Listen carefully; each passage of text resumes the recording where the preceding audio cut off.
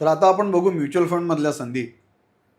तर संदीप, थोडी आधी एक इकोसिस्टीम काय असते ते समजावून सांगा. म्हणजे रिसर्च फर्म्स असतात, मोठे इन्स्टिट्यूशनल डिस्ट्रीब्युटर्स असतात, तुम्ही पण डिस्ट्रीब्युटर्स आहात. तर हे कसं चालतं? तर 3 एंटिटी इन्व्हॉल्व्ड असतात यामध्ये. सगळ्यात आधी तर ॲसेट मॅनेजमेंट कंपनी, ज्याला आपण मॅन्युफॅक्चरर बोलू शकतो. ज्या स्कीम्स घेऊन येतात वेगवेगळ्या प्रकारच्या म्युच्युअल फंडचे, जे आपण स्कीम्स बोलतो ज्यांना, त्या लॉन्च करतात ते. तर ही जी ॲसेट मॅनेजमेंट कंपनी आहे, this is govern by a trust. Trust form होते, त्याच्या under asset management company form होते. तर ते मॅन्युफॅक्चरर असतात. तर दुसरी जी एंटिटी आहे ती रिसर्च एजन्सीज असतात. तर रिसर्च एजन्सीचं काम म्युच्युअल फंडाच्या वेगवेगळ्या ज्या स्कीम्स आहेत त्याचा रिसर्च करणे, त्यांना रेटिंग देणे, जेणेकरून गुंतवणूकदार किंवा इन्व्हेस्टर ते रेटिंग्स बघून किंवा त्यांचा रिसर्च वाचून निर्णय घेऊ शकतो की कोणत्या स्कीममध्ये त्यांना इन्व्हेस्टमेंट करायची आहे.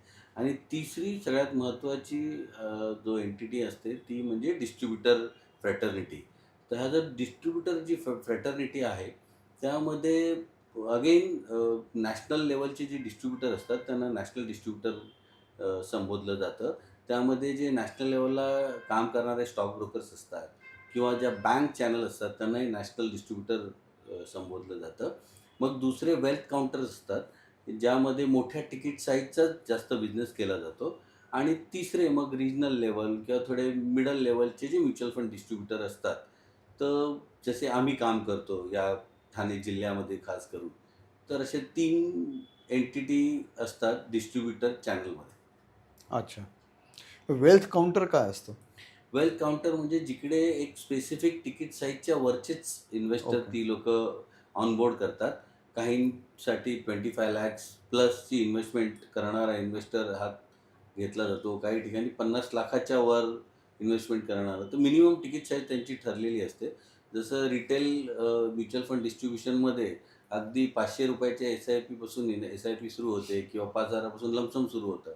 तसं वेल्थचे जे काउंटर आहेत ते फक्त एच-एन-आय, हाय नेटवर्थ इंडिव्हिज्युअल्स किंवा अल्ट्रा एच-एन-आय अशा प्रकारच्याच इन्व्हेस्टरला ते मॅनेज करतात किंवा त्यांचेच ॲसेट ते मॅनेज करतात. अच्छा. यात म्हणजे डिस्ट्रीब्युशन साईड जी आहे, हं.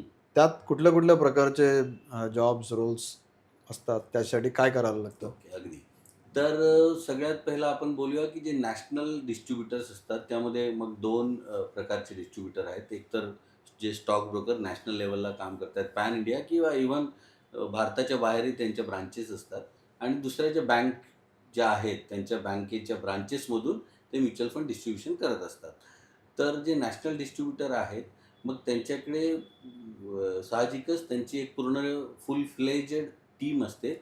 मग त्यामध्ये जसं आपण बोललो, जरी रिसर्चच्या एजन्सीज असल्या, त्या एजन्सीज आपल्याला म्युच्युअल फंड स्कीमचा रिसर्च देत जरी असले, तरी त्यांच्याकडेही म्युच्युअल फंडवर रिसर्च करणारे रिसर्च अनालिस्ट असतात. त्यांच्याकडे कंप्लायन्सची टीम असते. कंप्लायन्समध्ये काम करणारे वेगवेगळे रोल्स जे असतात, फ्रॉम एक्झिक्युटिव्ह टू कंप्लायन्सचा हेड, तो रोल त्यांच्याकडे असतो. आणि त्यानंतर स्पेसिफिकली डिस्ट्रिब्युशनमध्ये जर तुम्ही बघितलं, तर अगदी नॅशनल हेडपासून ते खाली एक जो इंडिव्हिज्युअल एक्झिक्युटिव्ह आहे, जो क्लायंटला जाऊन भेटून त्यांना वेगवेगळ्या प्रकारचे फंड्स, स्कीम सांगतो, त्यांचं रिस्क प्रोफाइलिंग करतो, त्यांचं गोल प्लॅनिंग करतो. तर हे रोल आहेत. तर तो जो मी सांगितला तुम्हाला, एक एक्झिक्युटिव्ह ज्याला पूर्णपणे एक ट्रेनिंग दिली जाते, तर तो एक्झिक्युटिव्हचा रोल असतो. त्याचं काम असतं क्लायंटशी इंटरॅक्ट करणं, क्लायंटशी बोलणं, त्यांचं रिस्क प्रोफाइलिंग करणं, मग त्यांना वेगवेगळ्या म्युच्युअल फंड स्कीम्सबद्दल सांगणं, ॲसेट अलोकेशन, त्यांच्या रिस्क ॲपेटाईटनुसार त्यांना ॲसेट अलोकेशन ॲडवाईस करणं, तो रोल असतो. त्यानंतर अगेन बॅकएंडचा एक रोल असतो, ज्यामध्ये के-वाय-सी करणं असेल, क्लायंटचं ऑनबोर्डिंग करणं असेल, जसं बी-एस-सी, स्टार एम-एफ किंवा एन-एस-सीचा म्युच्युअल फंडचे प्लॅटफॉर्म आहे. तर त्या प्लॅटफॉर्म्सद्वारे आता तर बऱ्यापैकी जे एक्झिक्युशन आहे ते ऑनलाईन होतं, के-वाय-सी ऑनलाईन होते. तर ते करून घेणं बॅक ऑफिस एक्झिक्युटिव्हज असतात, त्यांचं काम असतं. त्यानंतर मग अगेन प्रत्येक ब्रांच असेल तर त्या ब्रांचचे ब्रांच मॅनेजर असतात. तिकडे जर क्लायंटला स्पेसिफिक काही अ, दुसऱ्या प्रॉडक्टची रिक्वायरमेंट असेल अदर दॅन म्युच्युअल फंड, जसे बरेचसे प्रॉडक्ट आहे, आपण त्यावर कदाचित पुढे बोलूच. पोर्टफोलिओ मॅनेजमेंट सर्व्हिसेस किंवा अल्टरनेटिव्ह इन्व्हेस्टमेंट फंड्स, हे जे प्रॉडक्ट आहेत त्याचा एक ॲडवायझर किंवा त्याचा एक एक्सपर्टी तिकडे बसलेला असतो. तो एक रोल असू शकतो. त्यानंतर जर मल्टिपल ब्रांचेस असतात नॅशनल डिस्ट्रिब्युटरच्या, त्या ब्रांच हेडच्या वर मग 7-8 ब्रांचेसमध्ये क्लस्टर मॅनेजर असतो त्या 4-5 क्लस्टर मिळून एक रिजनल हेड असतो. तशी हायरार्की असते. म्हणजे it starts from the executive who actually interacts with the client. त्यानंतर मग बाकीची supporting team, branch head, cluster head, त्याच्यावरची टीम आणि मग ह्याच्या व्यतिरिक्त जे बाकीचे जेनेरिक रोल्स जे प्रत्येक इंडस्ट्रीमध्ये लागतात. जसं मार्केटिंग खूप इम्पॉर्टंट रोल प्ले करतो इकडे. आजकाल बरेचसे स्टॉक ब्रोकर्स मार्केटिंग बऱ्यापैकी चांगली करतात. म्युच्युअल फंडच्या अवेअरनेस क्रिएट करतात. तर ती मार्केटिंगची, डिजिटल मार्केटिंगची, प्रिंट मीडिया मार्केटिंगची ती एक टीम असते. मग त्यामध्ये राईट फ्रॉम कंटेंट रायटिंगपासून ते अगदी एक्झिक्युशनपर्यंतचे रोल्स असतात. मग HR टीम असणार, IT टीम असेल, हे सगळे जेनेरिक रोल्स असतात. बऱ्यापैकी हे रोल्स असतात. आता यामध्ये जो क्लायंटला जाऊन भेटणे किंवा ते स्कीम त्यांना सांगणे, हा जो रोल आहे, त्या रोलसाठी म्युच्युअल फंडची 5A NISM 5A ही एक्झाम मॅन्डेटरी आहे.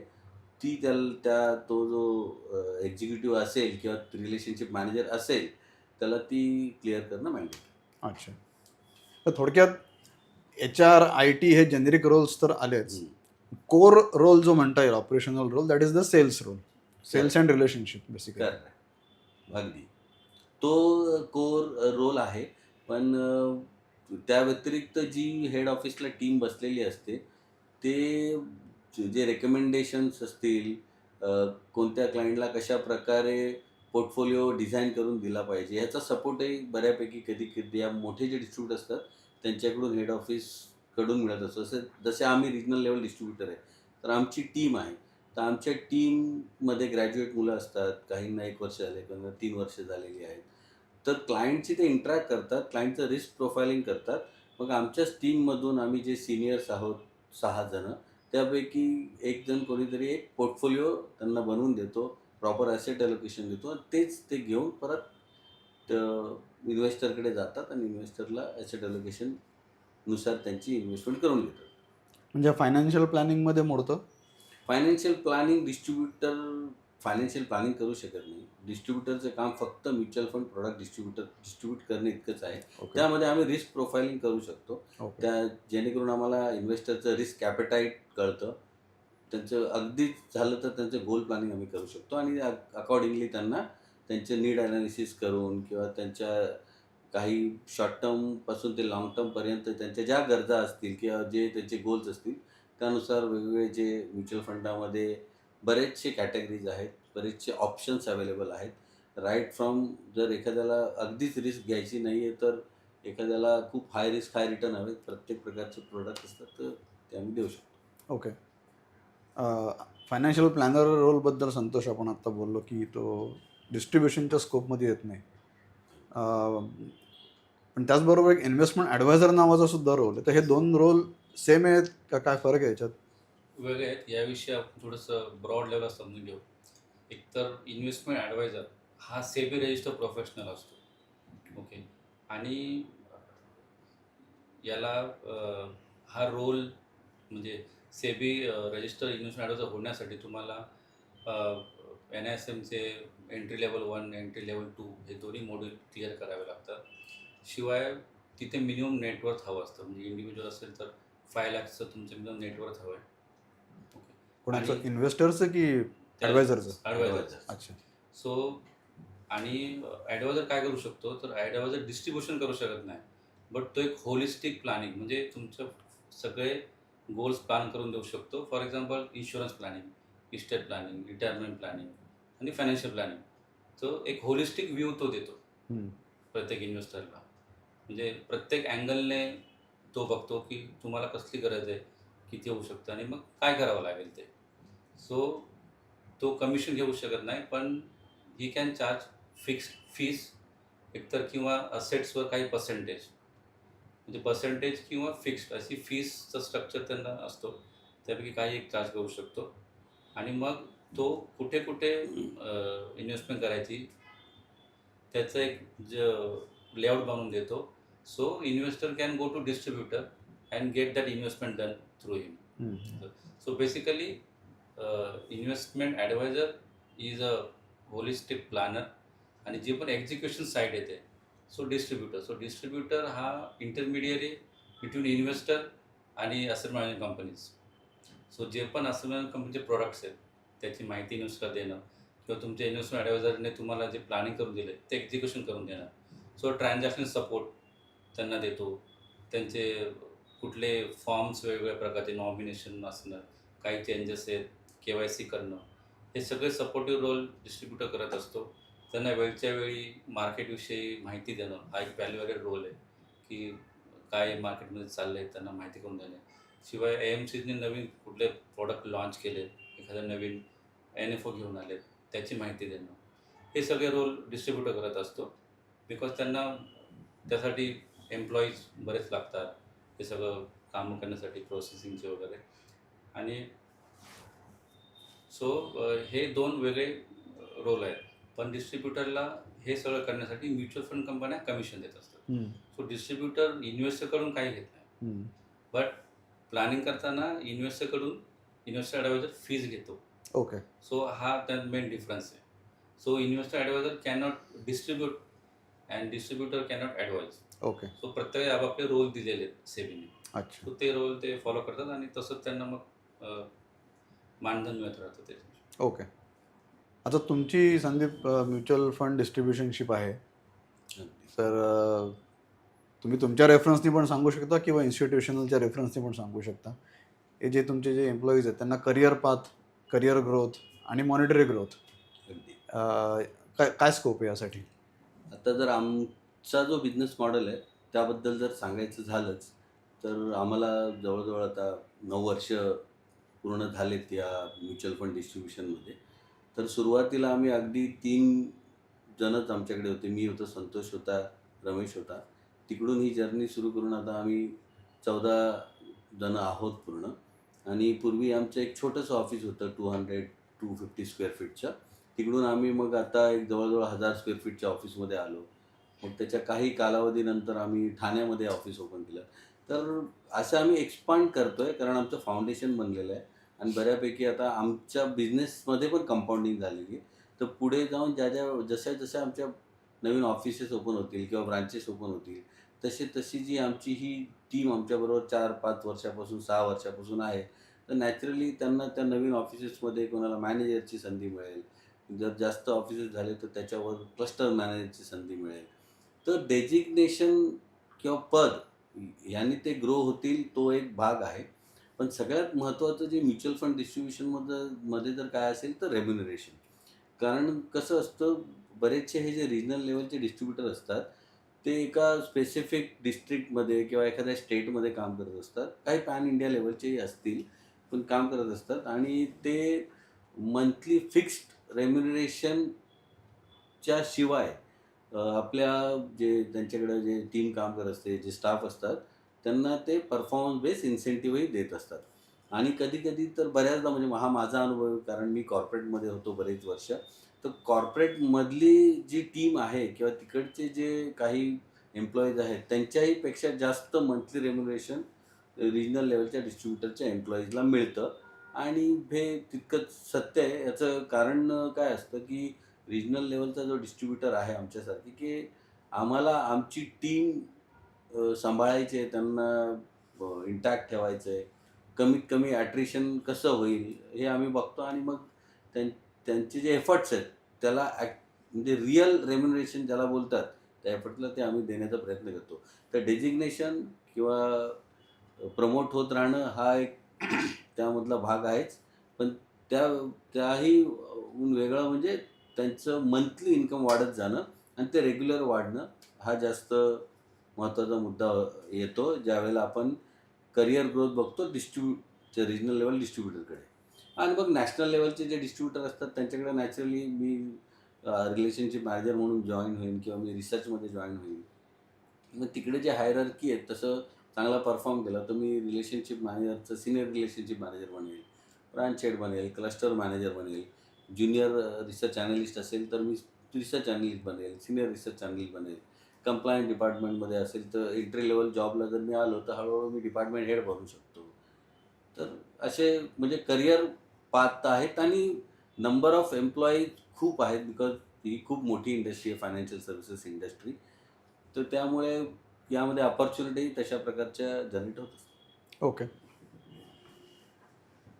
संतोष, समजा ॲस्पायरिंग डिस्ट्रीब्युटर आहे कोणी, तर त्यांनी काय करावं यात एंट्री घेण्यासाठी?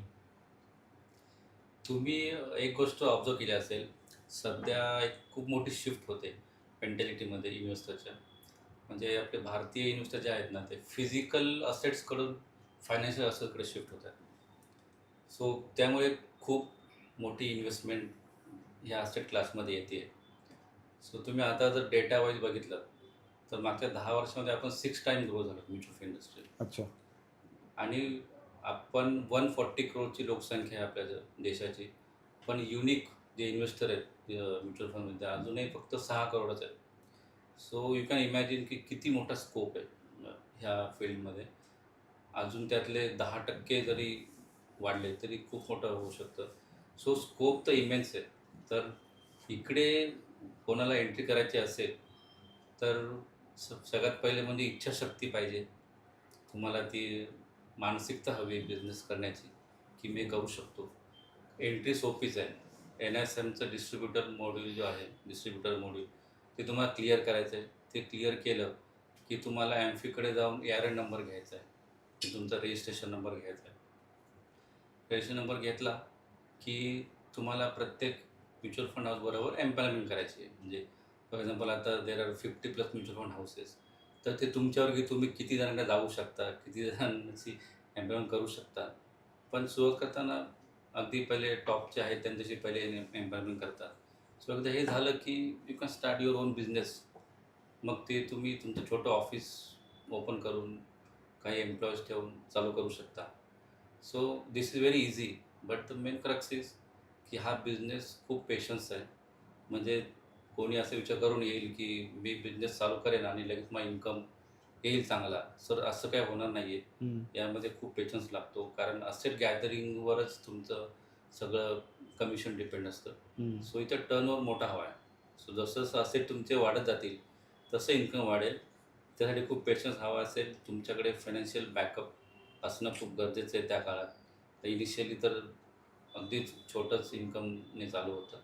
सो ह्या सगळ्या गोष्टी तयारी असेल तर ह्या बिझनेसमध्ये अगदी कोणीही येऊ शकतं, ज्यांना मार्केटचं नॉलेज आहे किंवा त्यांना खूप इंटरेस्ट आहे इंडस्ट्रीमध्ये, त्यांचा अभ्यास चांगला आहे आणि ते सेल्स करण्यास तयार आहेत. बिकॉज सेल्स करता आले हवेत, करता आले पाहिजेत ह्या इंडस्ट्रीमध्ये येण्यासाठी. तो ह्या सगळ्या गोष्टी केल्या तर देअर इज इमेन्स स्कोप. म्हणजे असं बोलू शकतो की हा समुद्र आहे मोठा, त्यातून तुम्ही पाणी किती काढताय, लोट्याने काढताय, बादलीने काढताय, तुमच्यावर डिपेंड आहे. पण आता सगळं ॲप बेस्ड आहे, तर हे इन्फ्रास्ट्रक्चर सुद्धा तुम्हाला तुमचं बिल्टअप करता आलं पाहिजे. येस, टेक्नॉलॉजी शिवाय तर आता टेक्नॉलॉजी इज द फर्स्ट म्हणजे रिक्वायरमेंट आहे. टेक्नॉलॉजी शिवाय आता काय होणार नाही आहे.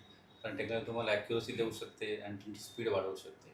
सो हे तर हवंच आहे बिझनेसमॅन.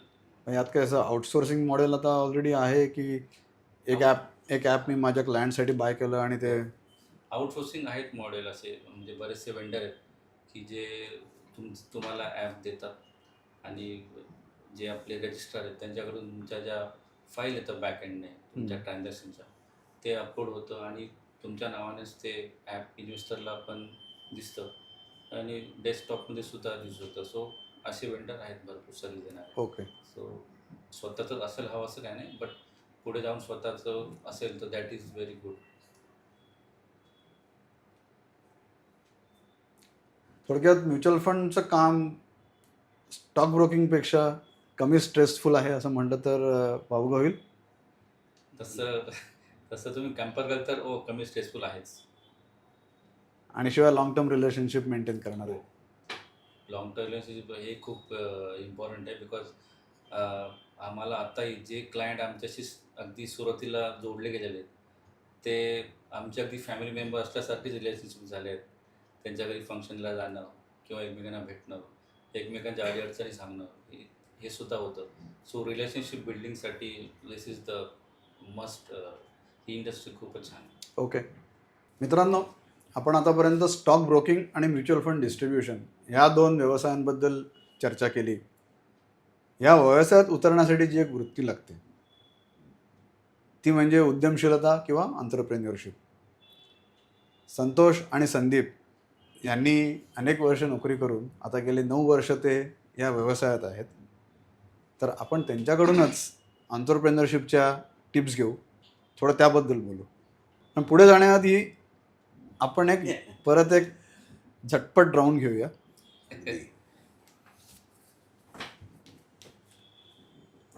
आता परत तुम्हाला एकाच वेळेस उत्तर द्यायचं आहे. गेले 9 वर्ष तुम्ही या व्यवसायात आहात, त्याच्या आधी नोकरी केली आहे, तर जॉब का बिझनेस?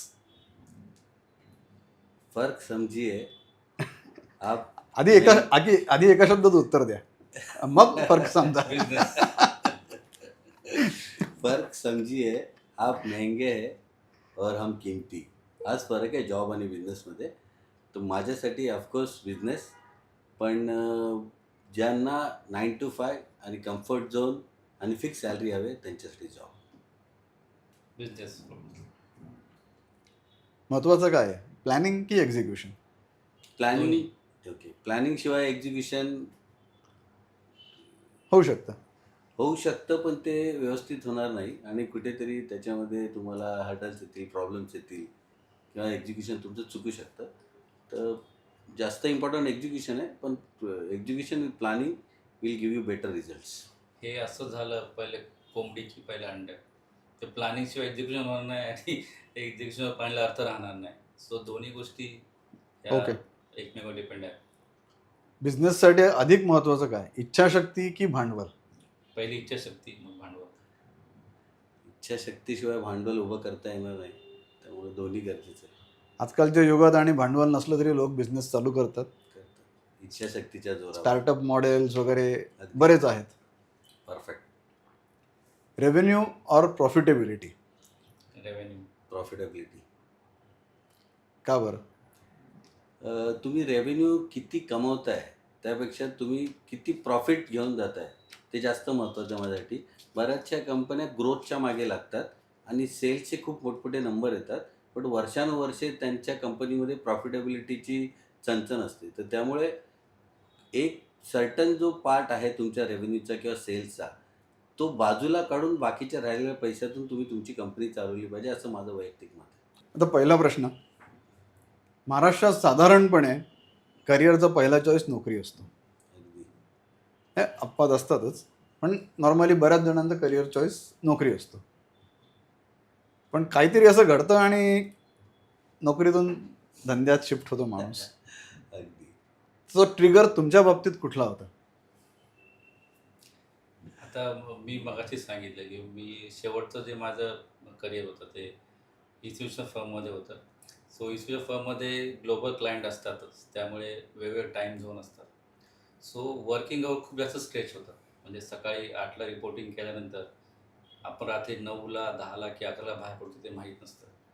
सो हे खूप जास्त वर्किंग आवर स्ट्रेच होत होते. ऑब्वियसली रेम्युनरेशन खूप चांगलं होतं, काहीच प्रॉब्लेम नाही. पण कुठेतरी वर्क लाईफ बॅलन्स बिघडत होता. हेल्थवरही थोडा परिणाम होत होता आणि त्यातच संदीपचं माझं बोलणं चालू असायचं, आपल्याला काहीतरी करायचं. आणि मग हे ट्रिगर झालं की आता बस झालं, we have to start our own business. So हे लॉंग वर्किंग आवर्स वगैरे मला थोडंसं जास्त झालं, त्यामुळे मी इच्छा होती, फक्त ट्रिगर हवा होता. Trigger yes. मला असं वाटत होतं बऱ्याच वर्षापासून की काहीतरी करावं, पण तुम्ही जो प्रश्न विचारला तो ट्रिगर मिळत नव्हता. तर सगळ्यात पहिला तर बऱ्याच काही वर्षानंतर संतोषाने मी भेटलो, हा विषय निघाला. तो पहिला ट्रिगर होता की आम्ही तो विषय काढला की आम्ही काहीतरी करूया, करायला हवं. दुसरी असं झालं माझं की 13 वर्ष मी एकाच मोठ्या लिस्टेड स्टॉक ब्रोकिंग कंपनीमध्ये जॉब केला. अगदी एक्झिक्युटिव्हच्या रोलपासून तर मी असिस्टंट जनरल मॅनेजरच्या रोलपर्यंत पोचलो तिकडे. आणि मग एक अशी वेळ आली की जिकडे मला वाटलं कुठेतरी मी एका कम्फर्ट झोनमध्ये, माझा बॉसही मला विचारायचा नाही, तू काय करतोयस, कुठे आहेस. म्हणजे अगदी सगळं सुरळीत आणि व्यवस्थित आणि छान चाललंय. तोही वक्त होता आहे की अभी रिस्क लेना चाहिए असं मला वाटलं त्यावेळेला. आणि मग त्याच वेळेला एक घटना घडली की ज्यामध्ये जसं तुम्ही पिरॅमिडमध्ये जसं वर जाता तर तुमच्या पोझिशन्स कमी होत जातात. तर एक पोझिशन होती नेक्स्ट लेवलची, तिकडे 2 कॅन्डिडेट होते. तर तो दुसरा जो कॅन्डिडेट होता तोही माझा मित्रच होता. तर मग मी विचार केला की त्याला त्या खुर्चीवर बसू द्या, आपण आपली खुर्ची बनवूया आणि अरे वा. संतोषबरोबर मिळून आम्ही ती खुर्ची बनवली आणि 9 वर्षानंतर आज एक चांगल्या बिझनेस, चांगला व्यवसाय आम्ही दोघेही करतोय आणि आमचे पार्टनर महेश आणि रमेश यांचा एक खूप आणि ऑफकोर्स टीमचा खूप चांगला पाठिंबा आहे. Very good.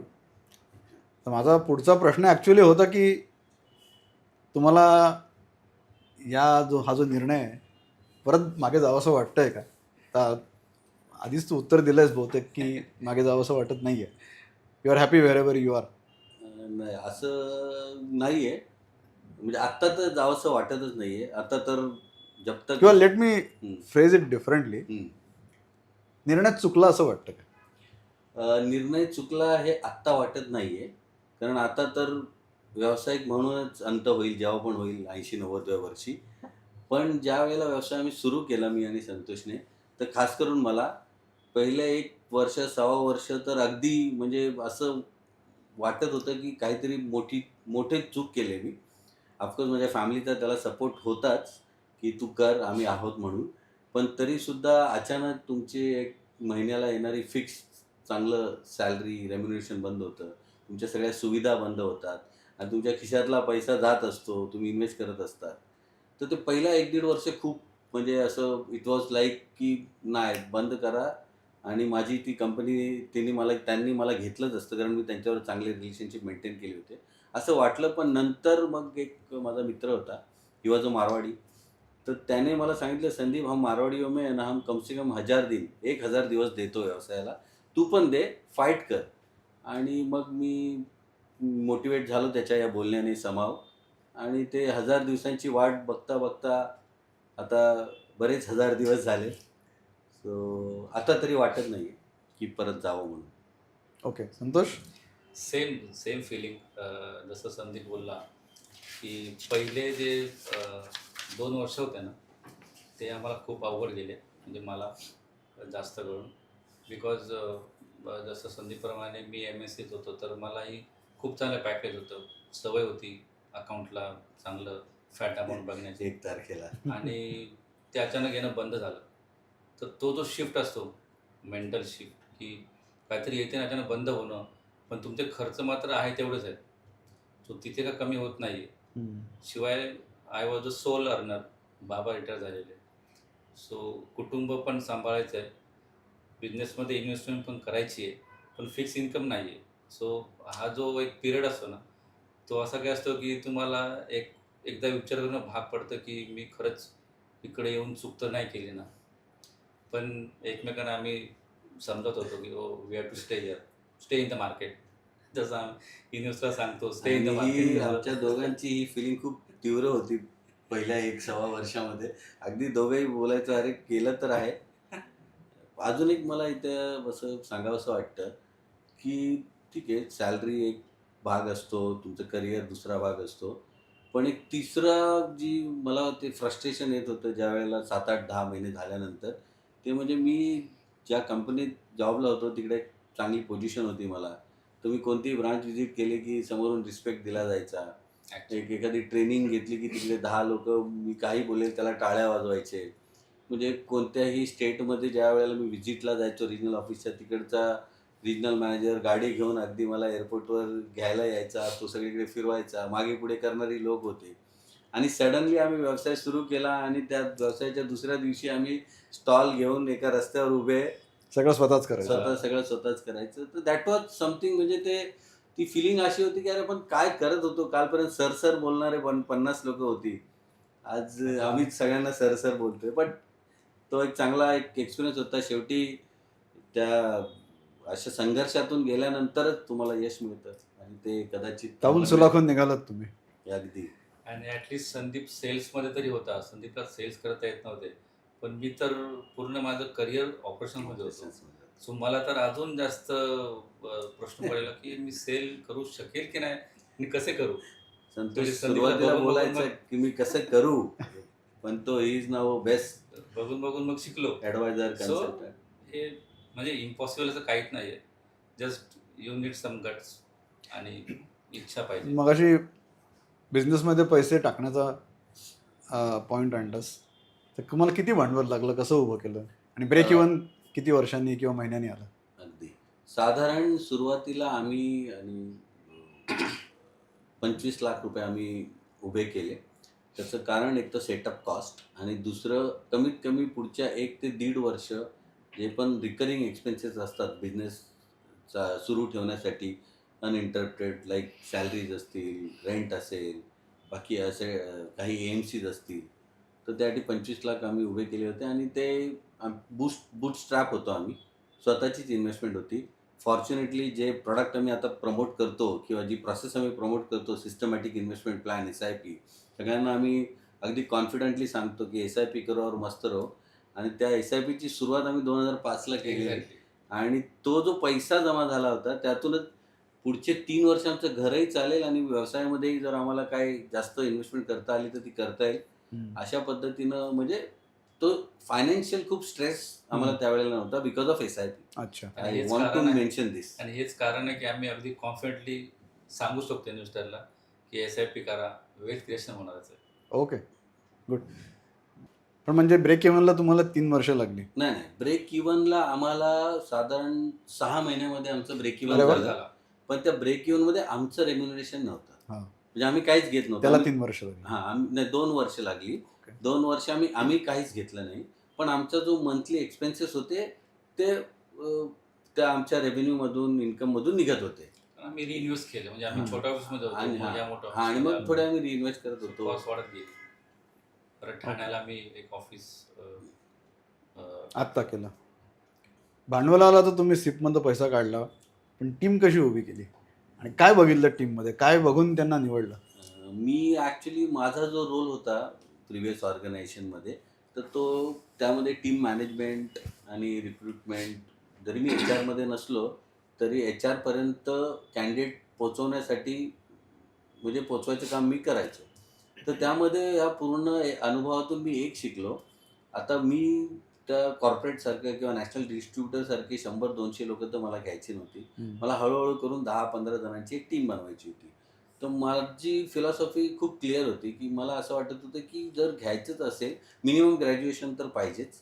पण आपल्याच रेफरन्समधून, आपल्याच फ्रेंड्सच्या ओळखीने किंवा आपल्या नातेवाईकाच्या ओळखीने, यांच्या ओळखीने जर एखादा कोण कॅन्डिडेट आपल्याला आला आणि तो म्हणजे तो आम्हाला त्याचं ॲटिट्यूड असेल किंवा त्याचं एज्युकेशन सगळं एलिजिबिलिटी असेल, तर तो घेतला गेला पाहिजे. त्याची 2 कारणं. एक तर तो आल्यानंतर त्याचं बॅकग्राऊंड पूर्ण आपल्याला माहिती मिळालेली असते आणि दुसरी गोष्ट म्हणजे तो आपल्याकडे टिकतो आणि अगदीच तो नाही राहिला तरी जाताना आपल्याला तो डॅमेज करत नाही. तर ही 3 कारणं होती की आम्ही रेफरन्सेसमधूनच जसं केतन आहे, तर हा केतन ज्याच्याशी तुम्ही बोललात, तर तो माझा एक आमचा शाळेचा मित्र आहे किशोर. तर त्यांनी केतनला आमच्याकडे पाठवलं होतं आणि आजही तो आमच्याकडे आहे. किंवा राजेंद्र जो आहे तो प्रिव्हियस ऑर्गनायझेशनमध्ये होता माझ्याबरोबर, तिकडून तो आला. किंवा जो बिपिन आहे तो माझा एक मित्र आहे बाळासाहेब म्हणून, त्याच्या रेफरन्सनी आला. तर हे जितकी पण आपली टीम आहे, इनफॅक्ट 2 ज्या डीलर तुम्ही मगाशी बघितल्या यशा, शिवांजली, या आमच्या क्लायंटच्या रेफरन्सने आलेल्या मुली. अच्छा. तर अशा रेफरन्सेसमधूनच आम्ही रिक्रुटमेंट करतो आणि मग ती रिक्रुटमेंट झाल्यानंतर ट्रेनिंग असेल, त्यांचं वेलफेअर असेल, या सगळ्या गोष्टी आम्ही करतो. मग जाणीवपूर्वक काही असं ऑर्गनायझेशन कल्चर रुजवलंय का? कारण मला काहीतरी असं जाणवलं तुमच्या टीमशी बोलताना. तर सर मी टू बी व्हेरी ऑनेस्ट, सगळ्यात महत्त्वाचं म्हणजे बघा, फाउंडर ज्या पद्धतीनं काम करतील किंवा ज्या पॉलिसीज फॉलो करतील तसेच त्यांची टीम करणार, हे तर सत्य गोष्ट आहे ती. तर आम्ही काय करतो की आमच्या टीमला सगळ्यात महत्त्वाचं म्हणजे सगळ्यात पहिलं तर हे सांगतो की आपला जो अप्रोच असला पाहिजे तो क्लायंट फर्स्ट असला पाहिजे. आपल्यासाठी सगळ्यात इम्पॉर्टंट ॲसेट काय तर तो क्लायंट आहे. तर क्लायंट मिससेलिंग बिलकुल झाली नाही पाहिजे. क्लायंट सर्व्हिस आणि क्लायंटच्या रिलेटेड काही कंप्लेंट आली, काही क्वेरी त्यांनी रेज केली, त्याला इमिजिएट रिस्पॉन्स दिला गेला पाहिजे. ज्याला आपण टॅट बोलतो टर्न अराउंड टाईम. माझा टर्न अराउंड टाईम एखादी कंप्लेंट आली की तो 24 तासाच्या आत आपण रिप्लाय दिला पाहिजे, असं मी त्यांना इन्स्ट्रक्शन दिलेले आहेत. तर हे कल्चर म्हणजे ही जी आमची टीम आहे किंवा त्या टीमसाठी माझ्या 2 फॅमिलीज आहे असं मी कन्सिडर करतो आणि तेच त्यांच्यात रुजवलं गेलं आहे. तर ही माझी एक्सटेंडेड फॅमिली आहे. तर जसं फॅमिलीची आपण काळजी घेतो, त्यांच्या चांगल्यासाठी आपण काम करतो, तसंच ह्या टीमच्या चांगल्यासाठी आम्ही काम करतो आणि आम्ही त्यांची काळजी घेतो. आणि असं बोललं जातं की if you take care of your employees they will take care of you. तर ते जे केअरफुलनेस आहे, एकमेकांबद्दल विचार करणं आहे, चुकीचं प्रॉडक्ट किंवा मिससेलिंग न करणं, या सगळ्या गोष्टी त्यांच्यामध्ये रुजवल्या गेलेल्या आहेत आणि त्याचा अनुभव तुम्हालाही आला आहे आणि आमच्या बऱ्याचशा क्लायंट्सला, इन्व्हेस्टर्सला आलेला आहे. आणि मुख्य म्हणजे मला असं वाटतं ती एक एम्पथी जी बिल्ड होते अशा कल्चरमधनं, की कस्टमरच्या अँगलने तुम्ही बघा. आज तुम्ही स्वतःला कस्टमरच्या चेअरमध्ये ठेवा आणि मग विचार करा की कस्टमरच्या डोक्यात काय चाललं असेल, अगदी सर. त्याला काय कुठल्या गोष्टींचा त्रास होत असेल किंवा त्याची काय अपेक्षा आहेत, Correct. आणि मग त्यानुसार तुम्ही डिसिजन घ्या. तर ते एक जे कल्चर आहे किंवा ती एक जी वृत्ती आहे ती अशा कल्चरमधनंच ती बिल्ड होते. तशी. आणि तुम्हाला सांगायला मला आवडेल की इथे कोणालाही इंडिव्हिज्युअल टार्गेट्स नाही आहेत. जसे मोठ्या एनडीज बँकिंगमध्ये इंडिव्हिज्युअल टार्गेट सेट केले जातात. आम्ही असं इंडिव्हिज्युअल टार्गेट हा प्रकारच आमच्याकडे नाही. आमचं टीम टार्गेट आहे. As a team we have X goal आणि ते आपल्याला अचीव्ह करायचं. त्यामध्ये माझंही कॉन्ट्रिब्युशन असेल, डीलरचंही कॉन्ट्रिब्युशन असेल, म्युच्युअल फंडमध्ये जे डिस्ट्रीब्युशनचं काम करतात त्यांचंही कॉन्ट्रिब्युशन असेल, ऑफिस बॉयचंही कॉन्ट्रिब्युशन असेल.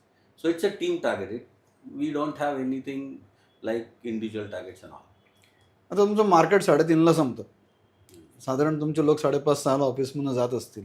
पण कधी कधी असं होतही असेल की एखादा क्लायंट येणार आहे, त्याला काहीतरी डिस्कशन करायचं आहे, अगदी सर. तर तुम्ही त्याला सांगता की दुसऱ्या दिवशी या किंवा निघून जातात तुमचे लोक ऑफिसमधून, असं काय होतं? नाही, असं केव्हाच होत नाही ॲक्च्युली. नाही, पण गरज लागली तर थांबतात का लोक? थांबतात सर अगदीच. थांबतात म्हणजे तुम्हाला मी सांगू शकतो 10-10 वाजता आम्ही क्लायंटकडे जातो. जर क्लायंट बोलला रात्री 10 वाजता मला आमच्या ऑफिसला येणं तर जाऊ द्या, ते तर आमच्यासाठी सोपं आहे. पण जर क्लायंट मला उद्या बोलला की दादरला मला तू 10 वाजता रात्री भेटायला ये, तरी आम्ही जायला तयार असतो. रविवारी एक वीकली ऑफ असतो आमचा. त्या दिवशी आम्ही क्लायंट मीटिंग करतो. तर परवाच एक हॉलिडे होता. तर संतोष आणि महेश ठाण्यावरून आणि वाशीवरून डोंबिवलीमध्ये क्लायंट मीटिंगला आले, कारण क्लायंटला त्याच दिवशी वेळ असते. संतोष आणि महेश तरी ओनर आहेत, पार्टनर्स आहेत. हा स्टाफही जातात, सगळी टीमही जाते आमची. टीमला कधीही सांगितलं संडेला या क्लायंटची मीटिंग आहे, they go and do the client meeting. आणि मुख्य म्हणजे आम्हाला ॲक्च्युली सांगावं लागत नाही. जेव्हा त्यांना कळतं की अगदी. तुमचे क्लायंट येणार आहे हम्म. ऑफिसमध्ये उशिरा, स्वतःच ते स्वतःहून थांबतात. थांबतात आणि कॉल करून सांगतात की क्लायंट येणार आहे, मी थांबले, मी हे केलं आणि आता इनफॅक्ट सर मी त्यांना कधी कधी सांगतो, अरे जास्त उशीर होतोय, त्यांना सांग की उद्या भेटू म्हणून. पण ते बोलत नाही सर, त्यांनी बोलवलंय किंवा ते येणार आहेत तर आम्ही थांबणार. सो ते ओनरशिप घेतात. त्यामुळे आम्हालाही छान वाटतं की ओनर आहेत, ओनर म्हणून काम करत आहेत. तुम्ही तसं वातावरण ठेवलंय म्हणून तशी ती ओनरशिप घेतली सर जाते दे आर तुमच्याकडून. Not our employees, they are our partners basically. Hmm. We consider them as partners. आणि त्यांनाही जसं आम्ही क्लायंटना सांगतो की तुमचे गोल्स, स्वप्न, ड्रीम्स, तसं त्यांनाही काही त्यांचे गोल्स काय असणार आहेत, काय असायला पाहिजे आणि कसे ते अचीव करू शकतात, आपण सगळे मिळून ते अचीव करू, यावरही आम्ही बऱ्याचशा चिंतन, मनन, चर्चा करत असतो त्यांच्यावर. ओके, क्लायंटचा विषय निघालाय तर मला एक सांगा, क्लायंट मिळवणं कठीण आहे की टिकवणं कठीण आहे? सुरुवातीच्या काळामध्ये क्लायंट मिळवणं खूप कठीण गेलं आम्हाला. बिकॉज जेव्हा तुम्ही बिझनेसला नवीन येता तेव्हा एकतर तुमचं नेटवर्क नसतं एवढं आणि तुमची क्रेडिबिलिटी बिल्ड झालेली नसते, ती हळूच बिल्ड होते. त्यामुळे त्या काळामध्ये तुम्हाला क्लायंट मिळवणं ही एक कठीण गोष्ट असते. आणि एकदा तुम्ही रुळलात बिझनेसमध्ये की मग क्लायंट टिकवण्याकडे खूप जास्त आपला तोल असतो, कल असतो. कारण की मग तुमची क्रेडिबिलिटी बिल्ड झाल्यामुळे, नेटवर्क वाढल्यामुळे मिळवणं अगदी सोपं होऊन जातं. समोरून सुद्धा क्लायंट येतात. पण मग टिकवण्यासाठी आम्हाला त्यांच्याशी रिलेशनशिप मेंटेन करणं, त्यांच्याशी प्रॉपर कम्युनिकेशन ठेवणं, की त्यांना भेटणं, त्यांना कॉल करणं, ह्या गोष्टी कराव्या लागतात.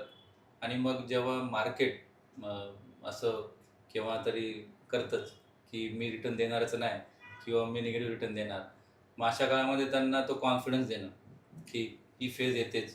जसं आपल्या लाईफमध्ये चढ उतार असतात तसे मार्केटमध्ये असतात आणि या फेजमध्ये बसून राहा. आपण लाईफमध्ये अडचण, आपण लाईफ जगणं सोडत नाही, लाईफ जगतोच, काहीतरी त्याच्यातून एखादी मात करतो अडचणीवर. तसंच मार्केट लाईफप्रमाणेच आहे.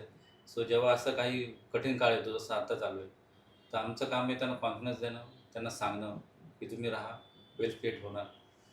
आणि मग ते अगदी टिकतातच चांगले आणि खूप चांगलं रिलेशनशिप बनते. अच्छा, गेल्या 9 वर्षात आलेली एखादी सगळ्यात मोठी अडचण आणि ती कशी सॉल्व्ह केली? सगळ्यात मोठी अडचण अडचण म्हणा, प्रॉब्लेम म्हणा, संकट म्हणा, काही. बरोबर. अगदी आली होती अडचण आणि त्या अडचणीनेच कदाचित ते बोललं जातं ना, आपदा ही आविष्कार की जननी आहे. तसं असेच प्रॉब्लेम्स जे येतात, तुम्ही फेस करता, त्यातून काहीतरी मोठं व्हायचं असतं आणि ते होतं. तर कोविड काळामधलीच ती अडचण होती. आम्ही बऱ्यापैकी ॲग्रेसिव्हली एक्सपांड करायचा प्लॅन करत होतो. आम्हाला मल्टिपल ऑफिसेस ओपन करायचे होते. आम्ही रिक्रुटमेंटही बऱ्यापैकी केली होती संतोष. तर we had a great plan आणि त्या प्लॅननुसार कोविड सुरू व्हायच्या जस्ट 3 ते 4 महिने आधीच आम्ही एक नवीन ऑफिस सेटअप केलं होतं ठाण्यामध्ये. डोंबिवलीत आमचं ऑफिस होतं. ठाण्यामध्ये ऑफिस सेटअप केलं आणि बऱ्यापैकी चांगली मार्केटिंग आणि रिक्रुटमेंट तिकडे एक 4 ते 5 जणांची टीम आम्ही हायर केली आणि सुरू केलं. आणि प्रत्येकाला माहिती आहे की ते कोविड आलं त्यावेळेला आणि कोविड आल्यामुळे आमचं ऑफिस बंद झालं. तर आम्हाला एक्झिस्टिंग क्लायंटशी बोलणं, त्यांच्याशी इंटरॅक्ट करणं, कारण त्यावेळेला मार्केट बऱ्यापैकी खाली आलं होतं. पोर्टफोलिओज निगेटिव्ह रिटर्न्स दिसत होते सगळ्यांच्या पोर्टफोलिओमध्ये.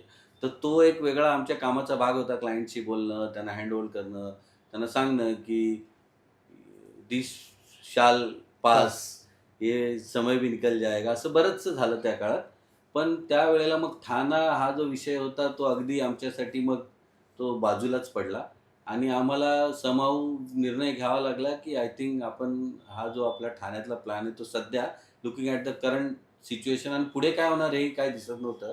त्यावेळेला it was very difficult to predict की 6 महिने लॉकडाऊन चालेल का 3 महिने लागेल, काय ओपन होईल, कसं इंडस्ट्रीज असतील, कसे रिझल्ट्स येतील, स्टॉक मार्केटवर त्याचा काय परिणाम होईल.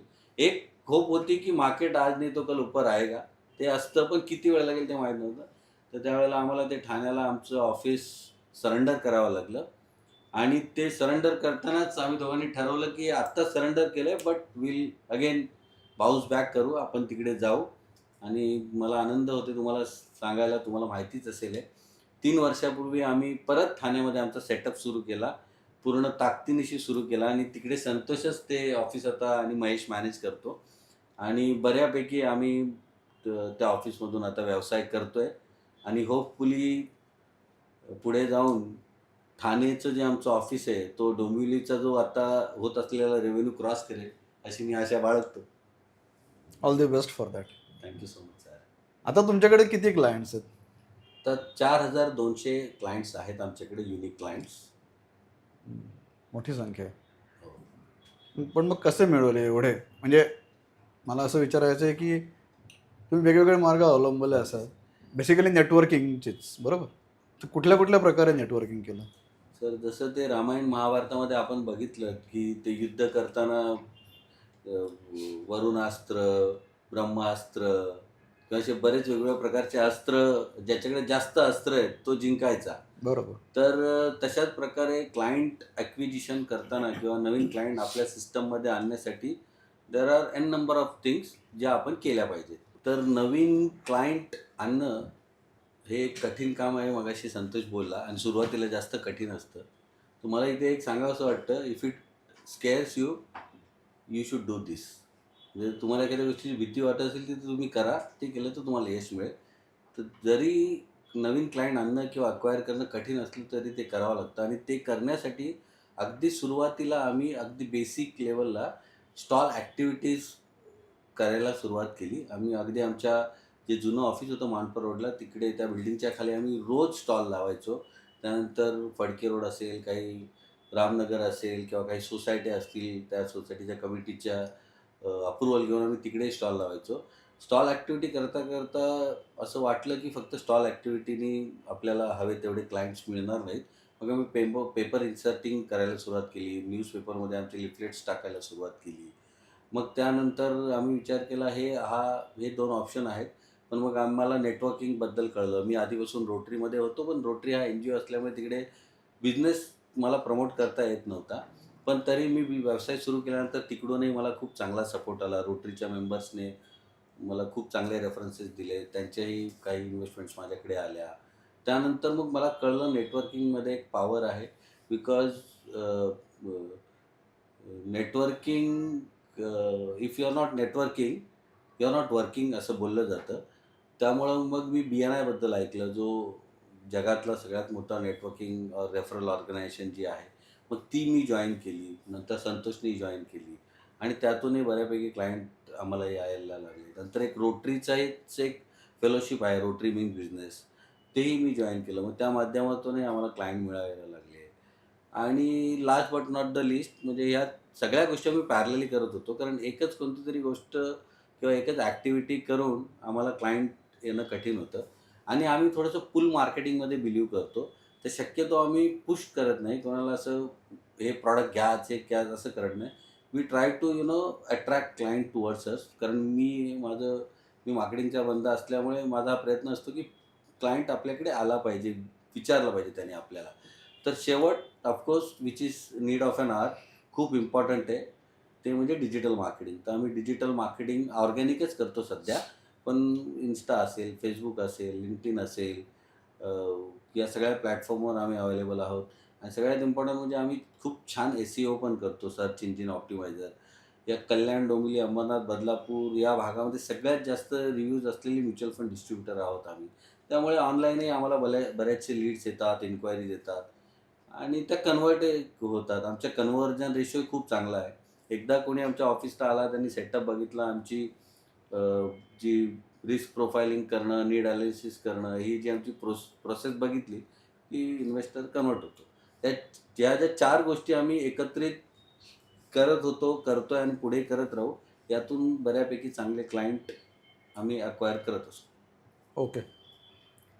गेल्या 9 वर्षाचा अनुभव गृहीत धरता, आज जर तुम्हाला एखादा नवीन व्यवसाय चालू करायचा आहे किंवा हाच व्यवसाय समजा परत चालू करायचा आहे, तर तुम्ही कुठल्या चुका टाळाल किंवा कुठल्या गोष्टी रिपीट कराल?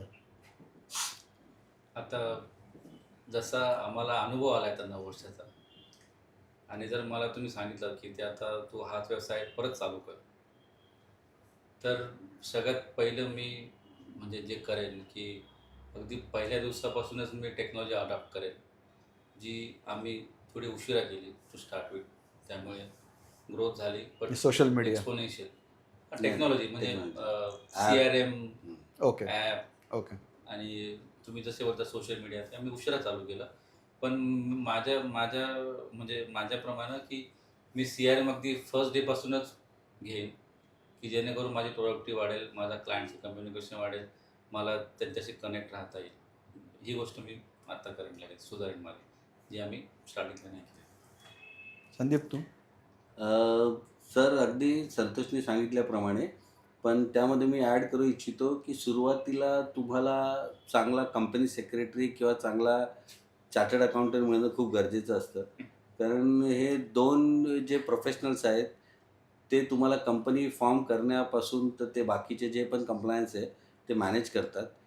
तर जसं आता आम्ही सुरुवातीला एक कंपनी फॉर्म केली LLP, नंतर एक प्रायव्हेट लिमिटेड कंपनी फॉर्म केली आणि आता काही डेव्हलपमेंट आमच्या चालू आहेत. तर तो जो कंप्लायन्स पार्ट आहे हा सगळ्यात पहिले म्हणजे जर मी नवीन काही सुरू केलं किंवा हाच बिझनेस पुन्हा सुरू केला, तर कंप्लायन्स सगळं व्यवस्थित क्लिअर झाल्याशिवाय कोणतीही कंपनी फॉर्म करणार नाही, एक. दुसरं संतोषनी सांगितल्याप्रमाणे technology is must. Nobody can grow in this world without technology. Everybody should adopt technology. नवीन-नवीन गोष्टी जसं AIवर मगाशी संतोष खूप छान बोलला. तर AI असेल, डिजिटल मार्केटिंग असेल, सोशल मीडिया असेल, CRM सॉफ्टवेअर असेल, which is again one of the most important tool to connect with clients. Client एंगेजमेंटसाठी तो खूप मोठा टूल आहे. तर ते असेल, या सगळ्या गोष्टी सुरुवातीलाच व्यवस्थित प्लॅन करूनच मग एक्झिक्युशन साईडला मी जाईन. कारण आम्ही ज्यावेळेला व्यवसाय सुरू केला, इट वॉज नॉट आत्ता जसं आम्हाला वाटतं त्या पद्धतीचा तो प्लॅनिंग नव्हता. जसं जसं ॲम्बिशन होतं, पण it was not supported by a proper plan. आणि तो मग आता या मागच्या 9 वर्षाच्या अनुभवातून आम्ही शिकलोय. कारण सगळ्यात मोठं सर तुम्हाला सांगतो, बरेचसे जे आता कॉर्पोरेटमध्ये जॉब करतात, ज्यांना व्यवसाय करायचा आहे, त्यांच्यासाठी हा खूप इम्पॉर्टंट मेसेज आहे. मी बिझनेस डेव्हलपमेंटमध्ये होतो, सेल्समध्ये होतो, संतोष कंप्लायन्स ऑपरेशन्समध्ये होता. तर ज्या बिझनेस सुरू करायच्या आधी आम्हाला ही कल्पना नव्हती, की बिझनेसमध्ये आल्यानंतर तुम्हाला सर्व करावं लागतं. तुम्हीच HR मॅनेजर आहात, सुरुवातीला. तुम्हीच IT चे हेड आहात, तुम्हीच कंप्लायन्स हेड आहात. तुम्हीच सेल्स हेड आहात. हे सगळे जे रोल्स आहेत ना, ते तुम्हालाच करायचे आहेत. आय वॉज व्हेरी फॉर्च्युनेट की मला संतोष, महेश, रमेश यांच्यासारखे पार्टनर मिळाले. सो दॅट प्रत्येकाची एक एक्सपर्टी आहे आणि तसे आम्ही रोल्स त्यामुळे डिफाईन केलेत.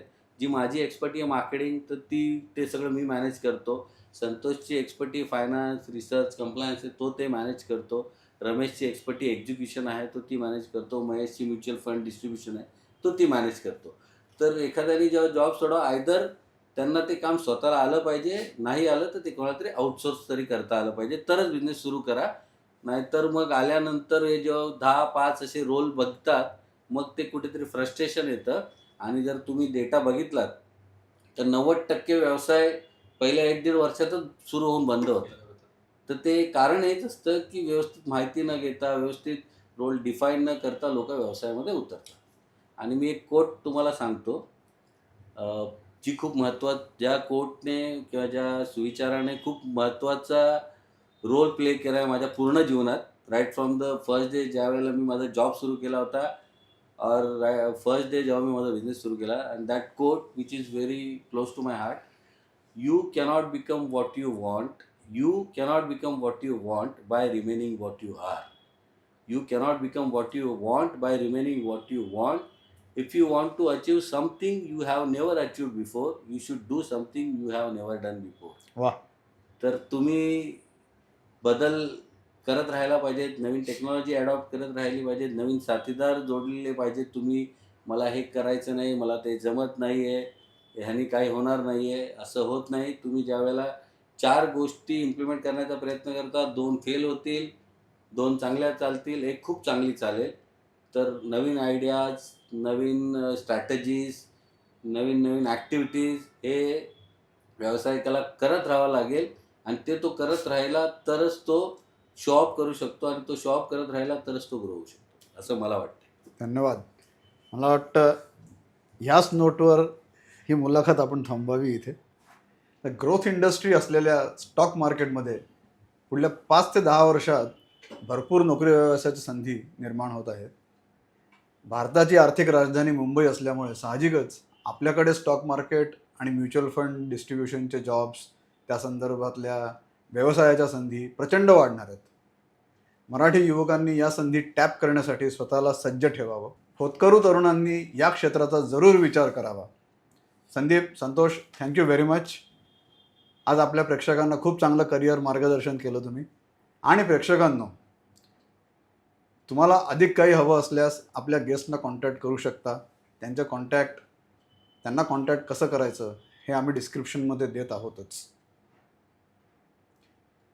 सर्वात महत्त्वाचं, व्हिडिओ आवडला असेल तर त्याची पावती लाईक्स आणि कॉमेंट्सद्वारा आम्हाला नक्की द्यावी, कारण हा सर्व अट्टाहास तुमच्यासाठीच आहे.